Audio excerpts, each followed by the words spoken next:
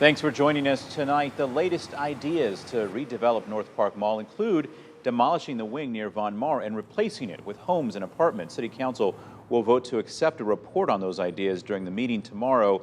Now, city officials say council members and mall stakeholders will then work together to make a more concrete plan. But across the river, it's a different story in Moline.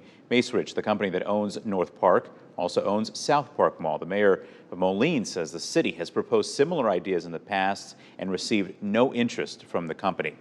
Maddie Franz is live at SouthPark Mall, where the mayor says there are opportunities for economic growth. Maddie, why hasn't there been much development? Hi, John. Since the city of Moline doesn't own the property, Mayor Sangeetha Rayapati says it's up to Macerich to invest in redevelopment. In the past few years, Macerich has offered discounted rent to help increase occupancy, but inside the mall, there are more vacant storefronts than there are open businesses.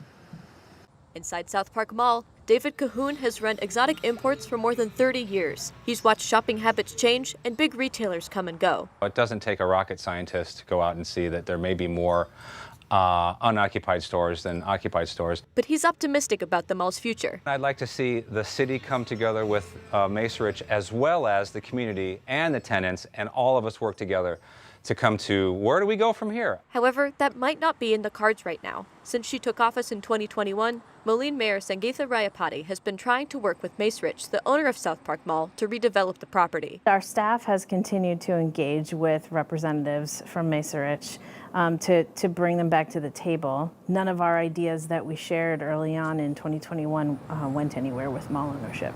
Ideas like new housing and recreation spaces were included in the study Davenport commissioned for NorthPark Mall. Those same ideas for housing and redeveloping the whole area were the kinds of things we talked about. Even as talks with the company continue, Rayapati believes it will let SouthPark become a zombie mall. That's when a community buys a struggling mall and tries to redevelop the property. But that is not an option at this time. Cahoon has a few ideas of his own. He'd like to see dedicated spaces for entertainment and live music, and short-term pop-up shops from local vendors. That would bring us to the idea of bringing more online sales offline into traditional circumstances. With the movement at NorthPark Mall, Cahoon is confident SouthPark will have its turn. I'm persistent because I believe there is going to be development. There is going to be something.